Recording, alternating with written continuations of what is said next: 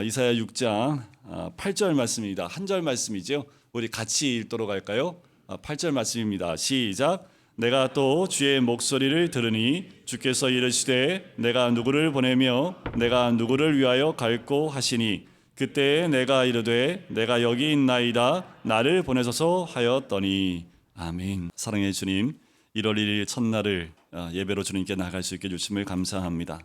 하나님, 우리가 늘 찬양하며 경배하며 주의 이름을 높이는 그 자리와 그 모습이 우리의 모습이 되게 하여 주시고, 또 1년 동안 주님을 섬기며 예배하는 자리가 우리의 자리가 될 수 있도록 내가 여기 있나이다 어느 곳이든 주의 부르심에 응답할 수 있는 우리 모두가 될 수 있도록 축복하여 주시옵소서. 감사드리며 예수 그리스도의 이름으로 기도드립니다. 아멘. 오늘 본문의 말씀은 저희가 1년 동안 함께 마음에 품고 있어야 될 말씀이기도 합니다. 내가 여기 있나이다 입니다. 여러분들 괜히 이 말씀을 들으면 어떤 분은 그런 마음이 들지 않을까 하는 생각이 들어요. 때가 됐구나 라고 생각하신 분도 계실 수 있고, 또 어떤 분들은 도망 다녀야지 이렇게 생각하시는 분도 있을 수 있겠습니다. 목사님이 특별히 이 주제를 한 건 목사님이 특별한 이유가 있지 않을까? 아니요, 이유 없습니다. 그냥 주의 말씀을 읽다가 주신 마음으로, 원래는 이 뒤에 있는 것, 이 내가 여기 있나이다 이 뒤에 있는 것이 보통은 주제로 많이 잡는 말씀이지요. 나를 보내소서였습니다. 근데 나를 보내기 전에 먼저 선행돼야 될 것이 내가 여기 있나이다 라는 것이 먼저여야 된다라는 생각이 들어서 오늘 말씀의 제목도 내가 여기 있나이다. 여러분들 앞에 적혀 있는 것도 좀 약간 허여멀거긴 한데 보이세요? 내가 여기 있나이다 라고 아예 박아놨습니다. 여러분들 본당에 들어올 때마다 한 번씩 보시고 내가 여기 있나이다 라는 그 메시지가 우리의 마음에도 새겨지는 이 한 해가 되어지길 주의 이름으로 간절히 축원드립니다. 오늘 본문의 말씀이 있는 이 말씀은 6장 전체를 같이 볼 필요가 있지만, 특별히 그 앞부분에 1절에 나와 있는 것을 보면 오시아 왕이 죽던 해에 성전에 높은 보좌에 앉아 계신 그리스도의 영광의 모습을 환상 가운데 이사야가 보는 것으로 6장이 시작이 됩니다. 이사야가 그리스도의 영광을 보았을 때 그는 특별히 자신의 여러 지체 중에서 입술이 부정하다라고 고백을 하지요. 그리고 애통을 합니다. 그때 천사가 제단의 숯불에서 그 숯을 가져다가 그 입술에 대고 그 죄가 사해졌다라고 선포하는 장면이지요. 물론 이 이사야가 성전에 가득한 그리스도를 만난 체험을 한 것은 그의 사역 초기임이 분명하겠지요. 하지만 이 체험 이전에 이미 이사야는 유다 백성들을 향해서 말씀을 전하고 있었습니다. 왜냐하면 특별한데, 왜냐하면 여러분들 이 선자를 부르는 그 메시지가 나오는 것이 여기만이 아닙니다. 예레미야도 그렇고요, 에스겔도 그렇습니다. 그런데 거의 대부분은 그의 사역 시작하기 전입니다. 거의 대부분 1장에 등장을 하는데 이사야는 특별하게 6장에 가서야 이사야의 부르시는 소명장이 나온다는 좀 특이한 말씀이 있어요. 이것을 통해서 그 입술의 부정함과 이것이 좀 연관성이 있겠다라는 짐작을 해볼 수 있겠지요. 오늘 본문의 체험 전까지 이사야가 설교를 했던 것 같아요. 그러나 하나님을 만난 이 체험은 그를 완전히 말씀에 사로잡히게 했고, 이후로도 말씀이 그를 사로잡아 또 움직이게 했던 그 역사가 일어나게 됩니다.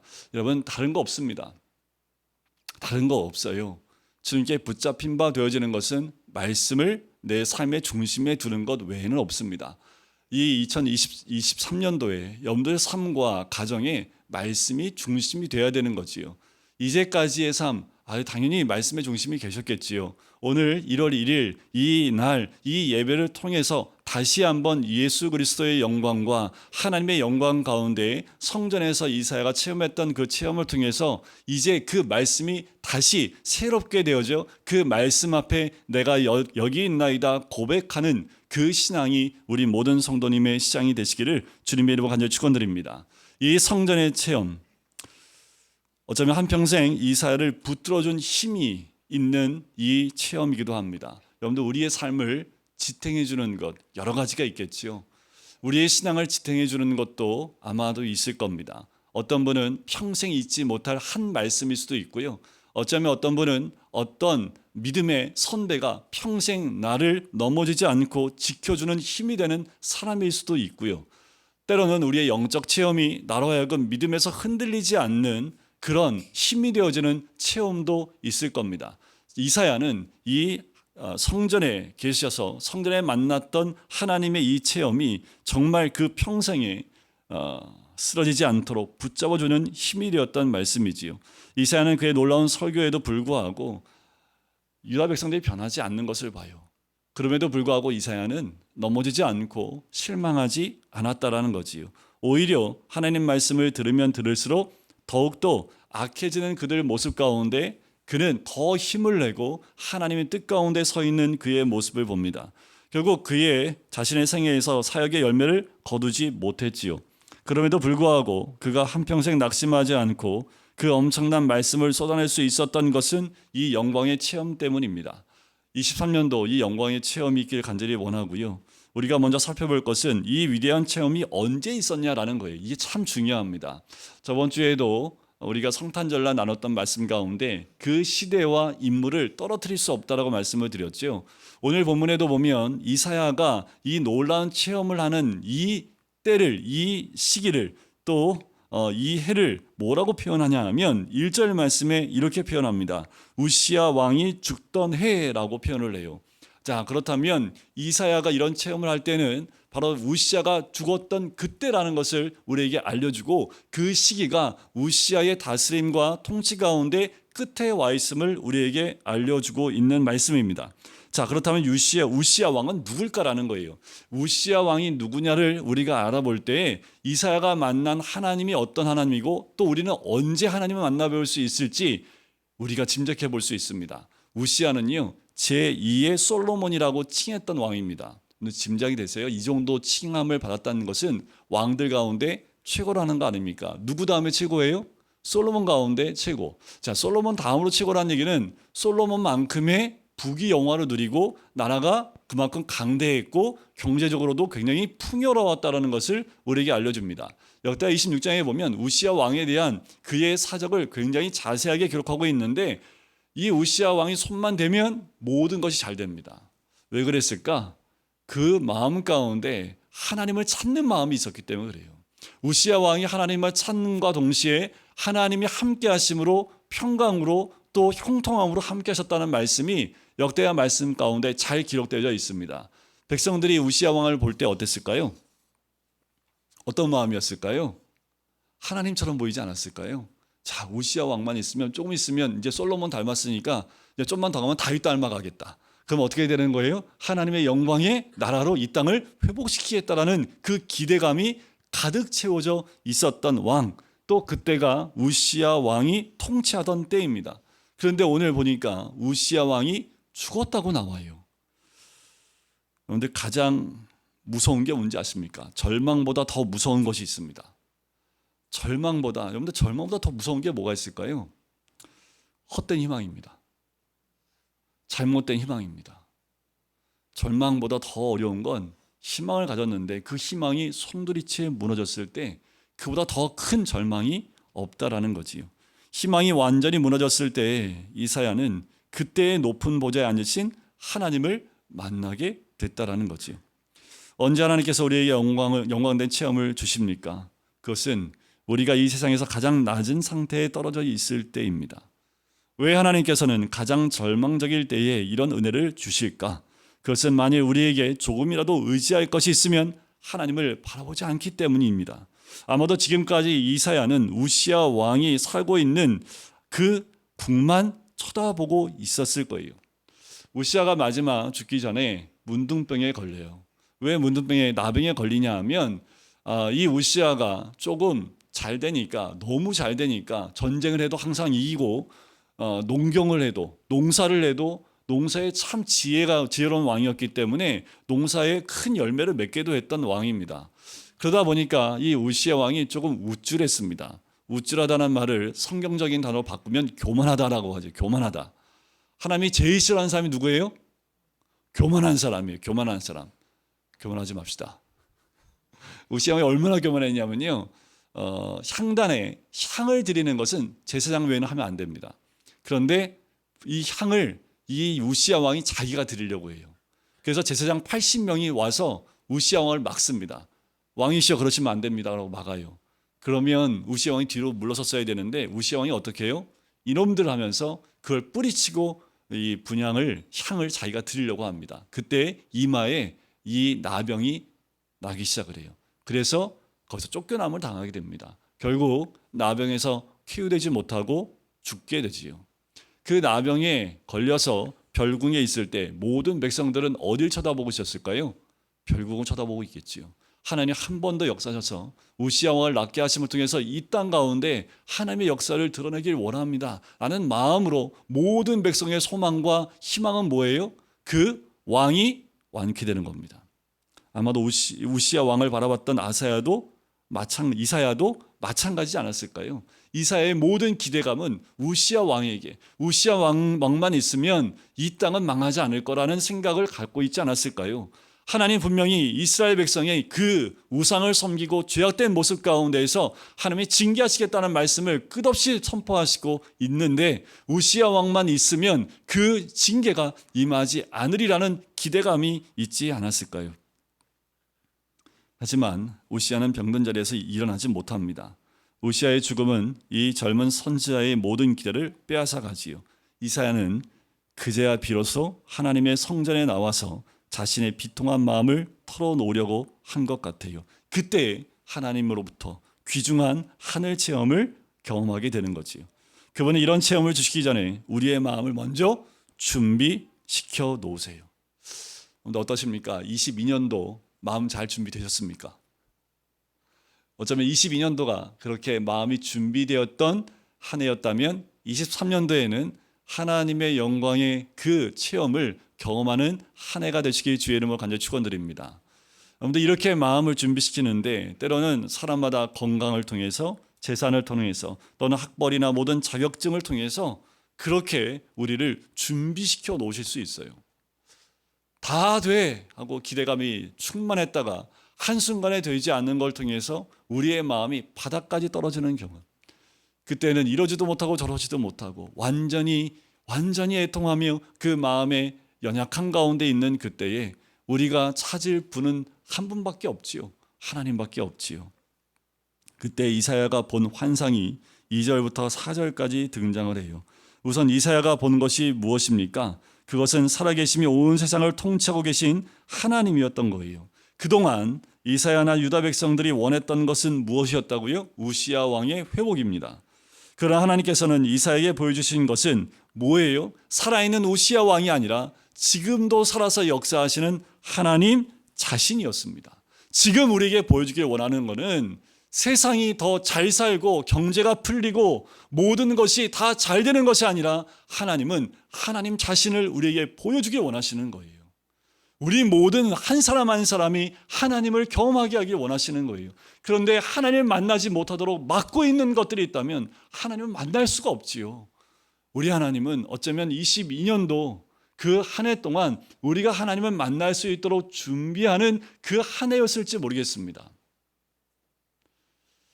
아직 준비가 안 되신 분 계세요? 아니요. 오늘 말씀을 통해서 다 준비하십시오. 어떤 환경과 상황이 바뀌어야만 준비하는 것이 아니라 말씀에 내가 이사야와 같은 마음을 가지면 그것이 준비된 마음입니다. 환경이 바뀌어야지 마음이 준비돼요. 내 주변에 누가 사라져야지, 내 건강이 없어져야지 그때 준비됩니까? 아니요. 우리에게 하나님 말씀을 주신 이유는 그 말씀을 통해서 우리의 마음이 낮아질 수 있기 때문입니다. 이사야가 경험한 그 경험을 이사야와 똑같은 환경으로 경험하지 않더라도 이사야와 같은 마음을 가질 수 있기 때문에 그 마음으로 우리가 낮아질 때에 하나님을 만나는 경험을 하게 될 수 있을 줄 믿습니다. 하나님 자신을 우리에게 주기를 원하세요. 하나님은 다른 그 무엇보다 하나님의 그 영광을 보여주길 원하시고 함께하길 원하신다라는 겁니다. 하나님은 하나님의 능력 주길 원하십니다. 하나님의 그 거룩함을 우리에게 덧입혀 주길 원하세요.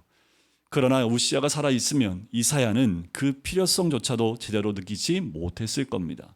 오늘 우리가 하나님 앞에서 원하는 것은 무엇입니까? 늘 무엇을 원하고 계십니까? 당연히 건강이겠지요. 경제적인 회복이겠지요. 여러 가지 여러분들 소원과 여러 가지 원하는 것들이 있으실 거예요.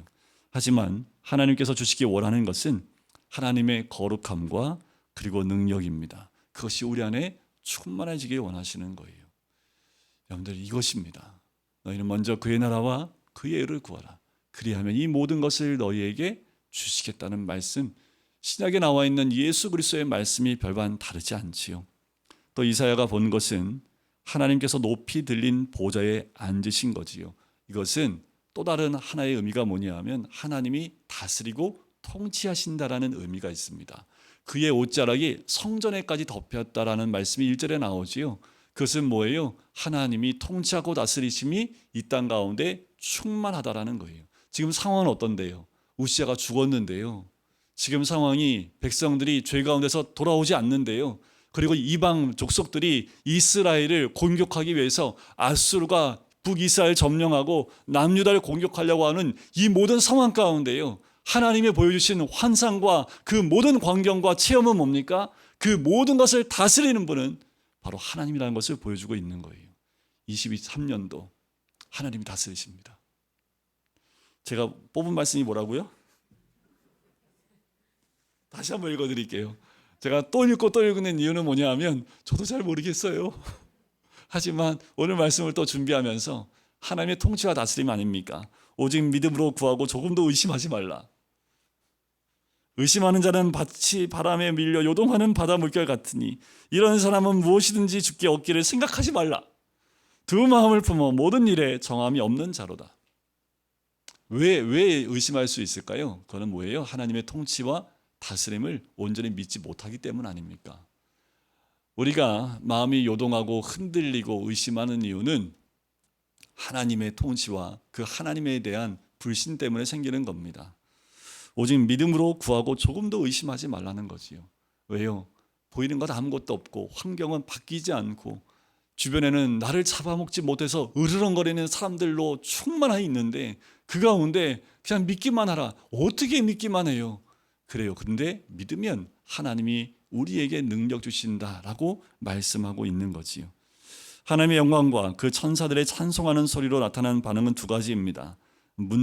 문지방 터가 진동을 합니다. 그리고 성전에 하나님의 영광이 충만했다는 거지. 어떻게 알 수 있습니까? 연기가 성전에 가득하다고 하지요. 그 연기는 바로 하나님의 영광에 나타나는 구름입니다. 여러분들, 우리의 삶 가운데 또 우리 교회의 각 가정마다 여러분들 일하는 일터마다 이런 구름들과 이 연기가 충만하게 임해야 될 줄 믿습니다. 결국 하나님께서는 우시아의 통치 대신 성전을 축복하시는 거지요. 이유가 뭘까요? 진정한 신정 통치, 하나님의 정치는 죄가 처리돼야지만 이루어질 수 있기 때문에 그래요. 그래서 그 영광을 바라봤을 때 하나님을 만나자마자 이사야가 고백했던 것이 뭐예요? 죽게 됐다라는 거예요. 이것이 하나님을 만나고 주를 만난 모든 사람의 반응입니다. 죽게 됐다라는 거예요. 왜요? 내가 죄인 가운데 주를 만났기 때문에 내가 입술이 부정한 백성들 가운데 이 부정한 자인데 내가 이제 죽게 됐다라고 고백을 하는 거지요.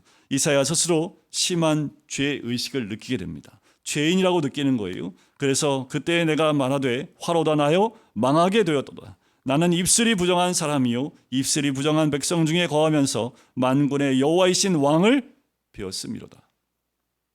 우리가 드러내야 될 반응이 뭐라고요? 큰일 났네. 나 죄인인데 그 하나님 만나서 어떡하지? 이 말은 무엇을 의미합니까? 내가 죄인입니다. 여전히 목사인데 죄인이에요. 오죽 죄인 아니면 제가 이걸 뽑았겠습니까? 여러분들 다 죄인이지요. 우리가 하나님 앞에 서면 다 죄인입니다. 하나님 만난 자들의 공통적인 모습이지요. 내 안에 있는 죄를 고백하고 주님 앞에 자복함을 통해서 하나님이 그 제단의 숯불을 통해서 우리 그 이사야의 입을 지어주심으로 정결케 하셨던 그 숯불을 우리 삶 가운데 두시는 겁니다. 그 숯덩어리가 곧 뭘까요? 예수 그리스도를 상징하지요. 그리스도가 우리 삶 가운데 온다라는 것은 우리의 죄를 깨끗하게 하시는 하나님의 은혜가 있는 줄 믿습니다.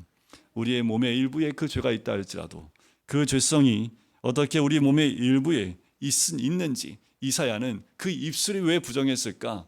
그래요. 그가 하나님 말씀을 전하면서 어떤 마음이었을지 짐작이 되세요? 저는 짐작이 됩니다. 왜냐하면 저도 말씀을 전하기 때문에 짐작이 돼요. 자칫 잘못하면 말씀을 전하는 자들이 고개가 뻣뻣해질 가능성이 높거든요. 그리고 정죄하기 참 좋은 위치가 말씀을 전하는 위치입니다. 그러니까 이사야가 이런 위치였던 것 같아요. 그래서 그 입술로 많은 말씀을 전하면서 오히려 자기 자신을 돌아본 것이 아니라 결국 그 백성들을 향해서 정죄하는 입술이 되지 않았을까라는 거예요. 짐작이 됩니다. 결국 그래서 그 입술을 깨끗하게 하시는 하나님의 은혜를 누리게 되는 거지요. 그래서 취한 바 핀 숯을 손에 가지고 내게로 날아와서 그것을 내 입에 대며 가로되 보라 이것이 내 입에 닿았으니 내 악이 제하여졌고 내 죄가 사여졌느니라. 올 한 해 주의 은혜가 이렇게 임하길 간절히 소원합니다. 가장 큰 은혜입니다.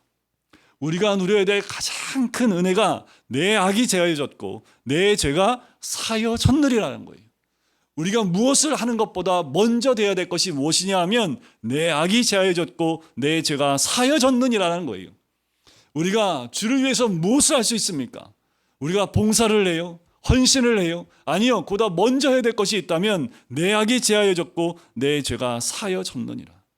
이 말씀이 내 가슴에 콱 심겨져야 됩니다. 주의를 감당할 때에 하나님께 먼저 들어야 될 음성입니다. 내 악이 제하여졌다라는 거지요. 1월 1일 첫날 이렇게 예배로 주님께 나가는 우리 모든 성도님들, 주님께서 우리의 악을 제하여 주신 줄 믿습니다. 우리의 죄가 사여진 줄 믿습니다. 이사야의 체험이 궁극적으로 보여주는 것이 무엇일까요? 참으로 중요한 것은 눈에 보이는 삶의 풍족이 아니라 하나님을 만나는 것이며 하나님께서 나에게 실제적인 분이 되시는 것이라는 사실이에요. 하나님은 우리 한 사람 한 사람을 만나길 원하십니다. 그리고 하나님의 영광을 이 세상에서 체험함으로 하나님의 뜻에 순종하는 삶이 이루어지기를 바라고 계시는 거예요. 어디서요? 여러분들이 있는 그 자리에서, 당연히 교회겠지요. 당연히 이렇게 예배되는 교회에서도 있어야 될 현상이고, 여러분들 살고 계신 그 가정에서 우리 아이들과 함께 예배드리고 아이들과 함께 밥을 먹고 아이들과 함께 시청하는 그 TV 프로그램을 보면서 일상의 모든 삶 가운데서 하나님의 영광이 임재하는 것을 경험하는 것이요. 그런데 일하는 일터에서 그 영광이 드러나야 될 줄 믿습니다. 그때 하나님이 이렇게 묻습니다. 내가 누구를 보내며 누가 우리를 위하여 갈꼬라는 거예요. 그때 콜링이 오는 겁니다.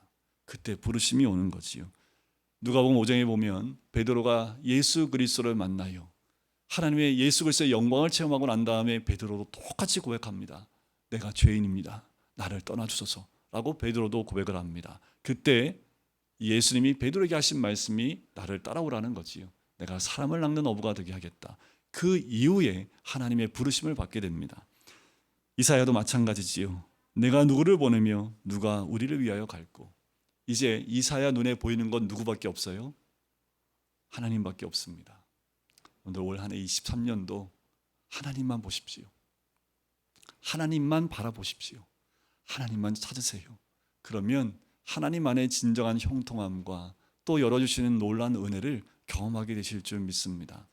그게 열렸다고 열린 길만 보지 마시고 또 내 문제가 해결된 것만 바라보지 마시고 하나님만 보세요. 하나님만 바라보십시오. 그러면 하나님이 나를 위하여 누가 갈꼬? 라고 질문하실 때 답 딱 하나밖에 없습니다. 내가 여기 있나이다 라는 거예요. 똑같은 질문을 아담에게 했는데 아담은 어떻게 대답을 했을까요? 숨어버렸어요. 왜 숨었을까요? 하나님이 막 찾아요. 아담아 아담아 내가 어디 있느냐? 막 찾으시니까 내가 두려워 숨었나이다. 여러분들 숨지 마십시오. 하나님 앞에서 숨을 때가 있어요? 숨을 때가 있으십니까? 없어요. 숨지 마십시오. 하나님이 찾으실 때 내가 여기 있나이다 나와야 되는데 아담은 왜 숨었을까요? 숨는 이유는 딱 한 가지입니다. 뭐 때문에요? 죄의 문제가 해결되지 않았기 때문에 그래요. 모세를 부르실 때 또 신앙의 많은 선배들을 부를 때의 모습들을 보면 거의 대부분이 그 부르심에 응답하여 나가는 모습을 봅니다. 여러분들 올 한 해 좀 기대해 보십시오. 하나님이 부르실 겁니다. 부르시는 소리를 들으시길 바랍니다. 하나님이 꿈에서라도 부르실 수 있고요. 기도하다 부르실 수도 있습니다. 그런데 여러분들 꼭 아셔야 될 것은 주님의 부르심은 어떤 환상으로 부르시는 게 아닙니다. 여러분들 깨우고 계셔야 될 게 뭐냐면 환경 가운데 부르심이 반드시 옵니다. 환경과 말씀 가운데 반드시 부르심이 있어요. 그런데 그것을 우리가 놓치고 가버리면 이런 고백을 못해요. 내가 여기 있나이다. 고백을 못해요. 여러분들 하나님 부르실 때요, 지금 이사야가 경험한 것처럼 벙벙벙 하면서 막 문지방이 막 들쳐, 이 정도 되면요 여러분들 정신 바짝 차리셔야 됩니다. 아마 움직이도 못하실 거예요. 근데 하나님이 이렇게 우리를 부르실 수도 있지만 거의 대부분이요 세미한 음성 가운데, 환경과 상황 가운데 우리를 부르십니다. 그때 반응할 수 있도록 우리가 늘 우리의 죄를 주님 앞에서 해결되어지고 주님 앞에 나갈 때 하나님의 은혜가 우리 각자에 있는 삶 가운데 온전히 임하시게 될 줄 믿습니다. 예수님 말씀하셨던 것처럼, 부르셨던 것처럼 나를 따라오라, 내가 너희를 사람을 낚는 어부가 되게 하리라. 그 음성을 듣는 한 해, 또한 우리 환경 가운데 우리를 어디로 우리를 이끌어 가시는지를 보시면서 하나님이 어디서 나를 부르시는지를 또 점검하고 또 체크하고, 거기에서 내가 여기 있나이다. 여러분들 어디서 내가 여기 있나이다 하셔야 돼요? 여기에서요. 예배하는 자리 가운데서 내가 여기 있나이다. 여러분들 가정에서 내가 여기 있나이다. 여러분들 일하는 일터에서 내가 여기 있나이다. 침상에서 잠을 자기 전에 내가 여기 있나이다. 아침에 눈을 뜨고 내가 여기 있나이다 하면서 여러분들 수시로 하나님 제가 여기 있습니다 하며 주님 앞에 나아갈 때 하나님의 인도하심과 그 역사하심과 능력 주심의 놀라운 은혜가 우리의 모든 삶 가운데 임하게 될 줄 믿습니다. 우리 시간 같이 기도하실까요? 함께 기도할 텐데, 하나님 우리에게 주신 말씀들, 각자가 뽑은 말씀도 있고 우리 각자 주신 말씀뿐만 아니라 오늘 본문의 말씀도 있습니다. 하나님 어떤 말씀이라 할지라도 내가 여기 있나이다, 주께 믿음으로 고백하며 나가길 소원합니다. 우리 시간에 같이 한 목소리로 기도하시겠습니다.